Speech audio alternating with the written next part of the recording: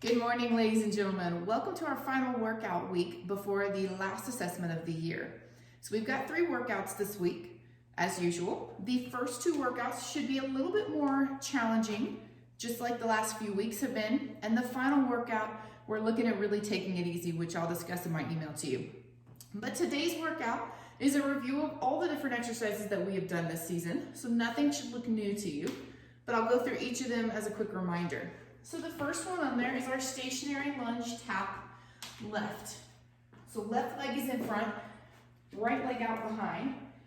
Chest is nice and tall, just like we're doing. We're aiming straight to the ground, trying to tap that back knee, right back up. You've got 30 seconds on the first round on these, so just take your time. Tap that knee, right back to the top, nice and tall.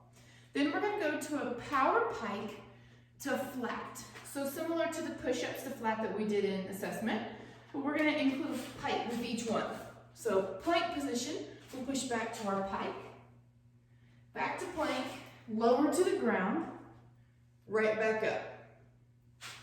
Pike, plank, lower, and up. Remember that the up does not have to be a perfect push-up, neither does the down. Just like we did in assessment, our goal was how many times can you get your chest or your cheek or your chin flat to the ground and then back up. So don't spend too much time looking at perfect form on that one.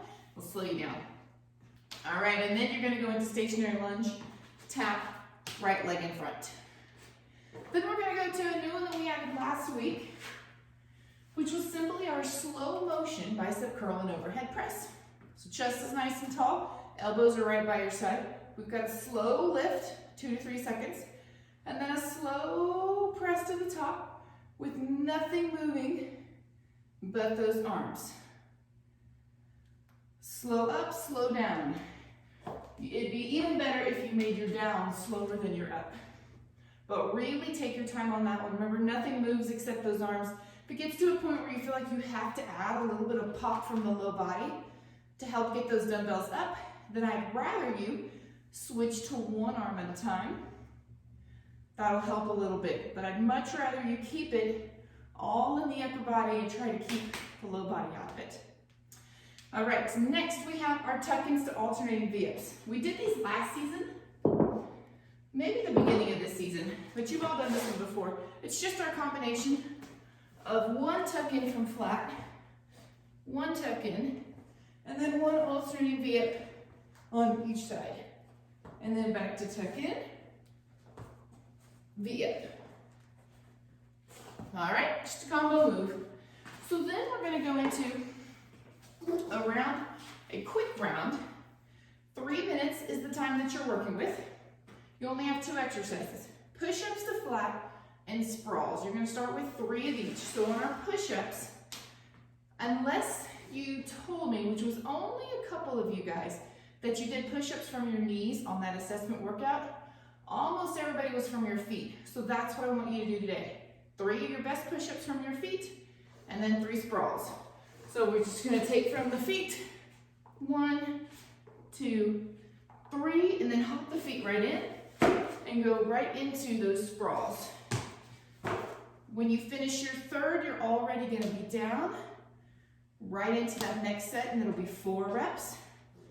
And then right into your set of sprawls for 4. So if you notice, if you start that sprawl from your plank, you're gonna end your last sprawl on your plank the whole time. So there's no reason to end up standing up, walking around, and resetting. It's only 3 minutes. Really try to do your best to keep all of that connected. Yes, it will kick your heart rate up. Your heart will be soaring. You're breathing really hard, but take a full recovery after, that's fine. Okay, onto our bands. So our band exercises, we have, starting with our lateral chest fly from last week. Tilt you just a bit.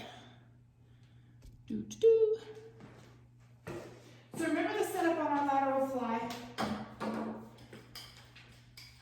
If I turn to the left, my left handle goes to my left hip.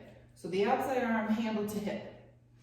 And then I take a step out from my connection, turn my body away a little bit, And then there is my chest fly.